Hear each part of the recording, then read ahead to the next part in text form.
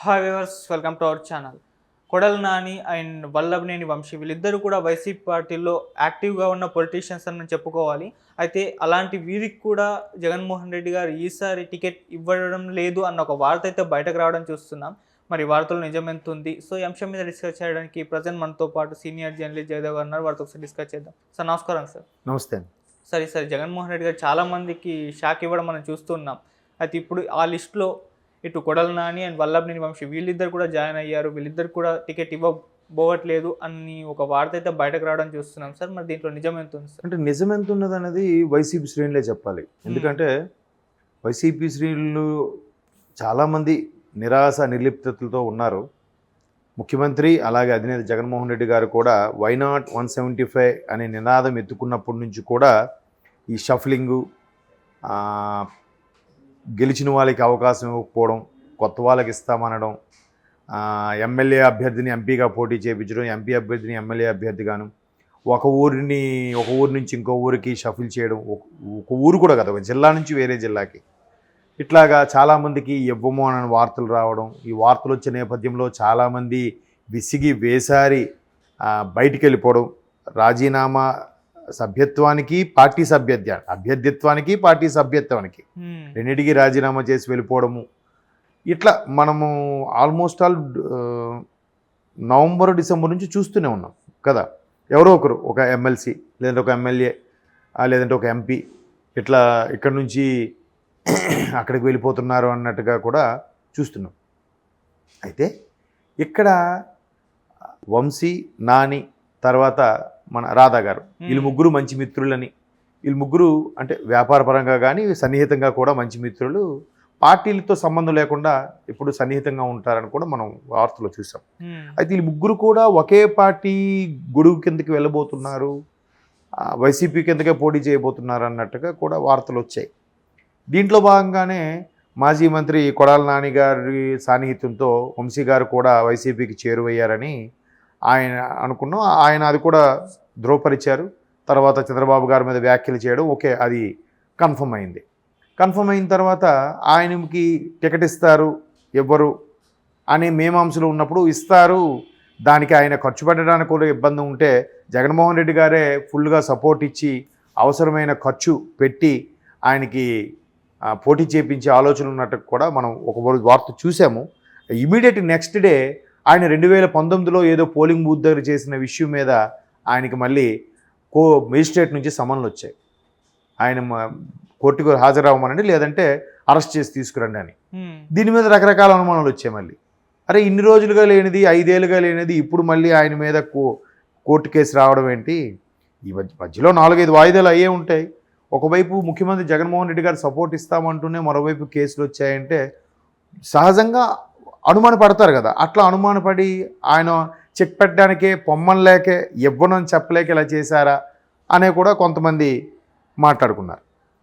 ఇదిలా ఉంటే వంగవీటి రాధాను కూడా వీళ్ళిద్దరు మిత్రులు ఆయన వైసీపీలోకి తీసుకొచ్చే ప్రయత్నం చేస్తున్నారని చెప్పి రకరకాల వార్తలు విన్న నేపథ్యంలో ఆయన వంగవీటి రాధా గారికి ప్రెస్ వాళ్ళు అడిగిన సందర్భంలో ఆయన చెప్పింది ఏంటంటే, నేను టీడీపీలోనే ఉంటాను, వైసీపీకి వెళ్తాను ఎప్పుడు చెప్పాను, ఆత్మ పరిశీలన చేసుకోవాలి, పనిలో ఆత్మతృప్తి కలగాలి అని అంటే ఖచ్చితంగా టీడీపీలో ఉంటేనే అది సాధ్యమవుతుంది అన్నట్టుగా ఆయన ఘాటు వ్యాఖ్యలు చేశారు. ఇద్దరు మిత్రుల్ని మెన్షన్ చేస్తూ, అంటే నేను రావట్లేదు అని చెప్పే ప్రయత్నమే చేస్తూ ఆ విధంగా మాట్లాడారు వంగవీటి రాధా గారు కదా. సో వంగవీటి రాధా గారు అలా మాట్లాడడం వల్ల ముగ్గురు మిత్రులు వైసీపీ కింద ఉంటామనేది ఒక మిత్రుడు సైడ్ అయిపోయారు. ఇప్పుడు వంశీ గారికి సీటు ఇస్తారు, పోటీ చేస్తారు, ఆయనకు అవసరమైన సపోర్ట్ కూడా ఇచ్చి పోటీ చేస్తారు అనుకున్న నేపథ్యంలో ఆయనకి ఆ కేసు రావడం, ఆయన కొన్ని రోజులు ఆ ఊరికే ఫోన్ స్విచ్ ఆఫ్లో పెట్టుకున్నారు, ఎవరికి కనబడలేని వార్తలు కూడా మనం చూసాం. అంటే ఇవన్నీ సోషల్ మీడియాలో ఎంత వైరల్ అవుతున్నాయి, ఎంతవరకు వాస్తవం అనేది తెలియదు. బట్ ఇప్పుడు వాళ్ళకి సీట్ ఇవ్వట్లేదు అనేది నాకైతే ఆశ్చర్యం కనిపించట్లేదు. ఎందుకు అనిపించట్లేదంటే, ఇప్పుడు అనిల్ కుమార్ యాదవ్ గారు ఉన్నారు, మాజీ మంత్రి నెల్లూరు, ఆయనకు కూడా టికెట్ ఇవ్వట్లేదు అన్నట్టుగా ముందులో వార్తలు వచ్చాయి. వచ్చినప్పుడు ఆయన కూడా ఏమన్నారు, ఇవ్వకపోయినా పర్వాలేదు, జగన్మోహన్ రెడ్డి గారు ఏ అభ్యర్థిని నిలబెడితే ఆ అభ్యర్థికి గెలిచేలాగా మేము పాటుపడతా ఉన్నారు. తర్వాత నగరి రోజా గారు కూడా అలాగే స్పందించారు. తర్వాత పేర్ని నాని గారి విషయానికి వస్తే పేర్ని నాని గారు వాళ్ళ అబ్బాయికి ఇచ్చే ఉద్దేశంలో ఉన్నారన్నట్టు కూడా చెప్పారు.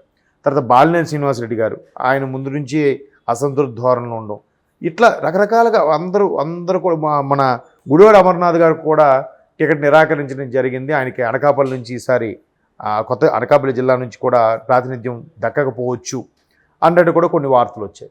వాళ్ళందరూ కూడా అవుననే చెప్తున్నారు. ఎట్లా దాన్ని ఏమంటారు, అవ్వ పేరే ముసలమ్మ అన్నట్టుగా అవ్వన్న ముసలమ్మన్న ఒకటే, మాకు ఇవ్వట్లేదని చెప్పకుండా అవును అక్కడ ఎవరు గెలుపులు ఉన్నాయి వాళ్ళకే ఇస్తున్నారు, వాళ్ళకి మిగతా వాళ్ళకి రెబల్స్ కూడా న్యాయం చేస్తున్నారు కదా, వేరే ద్వారా పోటీ చేస్తున్నారు కదా ఇలా హుందాగా చెప్తున్నారు. బట్ తెర వెనుక స్టోరీ వేరే ఉంటుంది. ఎందుకంటే ఎవరి జిల్లా ఎవరి నియోజకవర్గం ప్రాతినిధ్యం వాళ్ళకి బలం ఉంటుంది. నీటిలో మొసల్లాగా పక్క జిల్లాకి వెళ్తే ఎంతవరకు ప్రాతినిధ్యం అనేది చెప్పలేం. ఇప్పుడు అనిల్ కుమార్ యాదవ్ గారిని నెల్లూరు ప్రాతినిధ్యం వహించి ఆయన ఒకసారిగా తీసుకొచ్చి నర్సాపేటకి లోక్సభ ఇన్ఛార్జ్గా పెట్టారు. అక్కడ నుంచి ఆయన లోక్సభకు పోటీ చేసే అవకాశాలు ఉన్నాయని కూడా చెప్తున్నారు. సో అక్కడ నెల్లూరు ఉన్నతను ఇక్కడ గెలవగలరా అంటే చెప్పలేం కదా. మరోవైపు ఆయన నిన్నే జంగా కృష్ణమూర్తి వారు అటువంటి వాళ్ళు కూడా కొన్ని నిరసనలు తెలియజేస్తున్నారు నర్సాపేటకు సంబంధించి.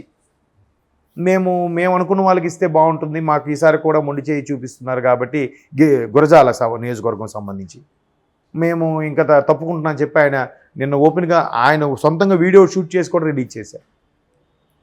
ఇట్లా చాలా వార్తలు వస్తున్న నేపథ్యంలో వంశీ గారికి కొడాల నాని గారికి ఇవ్వట్లేదు అనేది నేను ఆశ్చర్యపోవట్లేదు. మేబీ తర్వాత రాజ్యసభకో లేదా లోక్సభకో పంపించొచ్చేమో, లేదా నామినేటెడ్ పోస్ట్లో లేదా ఎమ్మెల్సీగా చేయించేమో కదా, చెప్పలేము అది. అంటే బట్ ఎన్నికల ముందు ఇట్లాంటివి సాధారణంగా జరుగుతుంటాయి. షఫల్ అవ్వడము, పార్టీలు మారడము, ఎక్కడో అక్కడ చేయడం. అంటే మరి ఈ స్థాయి షఫల్ అవ్వడం ఇన్ ద సెన్స్ పార్టీ మారడం అనేది, అంతేగాని నెల్లూరు నుంచి ఒక్కసారిగా గుంటూరు జిల్లాకి మధ్యలో 2 జిల్లాలు దాటుకుంటూ వెళ్ళడం అనేది, ఆ 2 జిల్లాలు దాటుకుని గుంటూరు వరకు వెళ్తే అక్కడ అంత ప్రాధాన్యత ఎలాగ ఉంటుంది. ఇప్పుడు నేషనల్ లెవెల్ లీడర్స్కి, ముఖ్యమంత్రి స్థాయి వ్యక్తులకి, బాగా సీనియర్ లీడర్లు, మంత్రులు అలాంటి వాళ్ళకి ఒకటి జిల్లా నుంచి ఇంకో జిల్లాకు మార్చిన వాళ్ళ గెలుపు గుర్రాలుగా ఉండే అవకాశం ఉండొచ్చు. బికాజ్ ఆఫ్ ప్రభుత్వ పనితీ విధానము, ప్రభుత్వ పథకాలు ఫేవర్గా ఉంటే అవును కదా. లేకపోతే మళ్ళీ కష్టమే, ఒక ఊరు రాజు ఇంకో ఊరికి భటుడితో సమానం, అది చెప్పలేం కదా.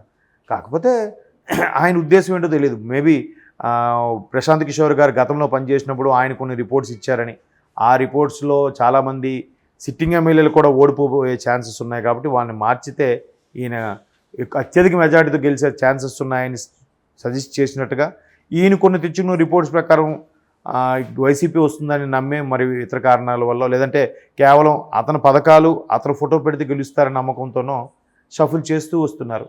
అది శ్రీకాకుళం నుంచి చిత్తూరు వరకు ప్రతి జిల్లాలో కూడా ఇట్లాగే చేస్తున్నారు. ఈవెన్ ఉత్తరాంధ్రకు తీసుకుంటే అక్కడ కూడా విజయనగరం జిల్లాకు ప్రాతినిధ్యం వహించే బొత్స గారిని అసలు ఆయనకు కూడా సీట్ ఇవ్వట్లేదు కూడా విన్నాం. ఆయన మేనల్లుడికి అలాగే అతని భార్యకి ఝాన్సీ గారికి వైజాగ్ ఎంపీ టికెట్ ఇస్తున్నారు, మిగతా కుటుంబ సభ్యులకి ఎవరికి ఇవ్వట్లేదు. బొత్స గారికి కూడా తర్వాత గెలిచిన తర్వాత గవర్నమెంట్ ఫామ్ అయ్యి వేరే అవకాశం ఇవ్వచ్చు అని. బొత్స గారు మరి మాజీ పిసిసి అధ్యక్షులు, ఇక్కడ కాంగ్రెస్ హయాంలో రవాణా మంత్రిగాను చాలా పదవులు అధిరోహించారు, అంత సీనియర్ నాయకులు. ఆయన విజయనగరం నుంచి వాళ్ళ మిసెస్కి వైజాగ్ పోటీ చేస్తే ఎంతవరకు ఆ ప్రాభవం ఉంటుందనేది, బొత్స గారు లాంటి వాళ్ళు కూడా టికెట్ ఇవ్వరన్న వార్తలు వినిపిస్తున్నాయి కదా. మరి చెప్పలేము, అంత సీనియర్ నాయకులకి అలాగే వినిపిస్తున్నప్పుడు కొడాల నాని గారు వంశీ గారికి అంటే నాకైతే పెద్ద ఆశ్చర్యం అనిపించలేదు.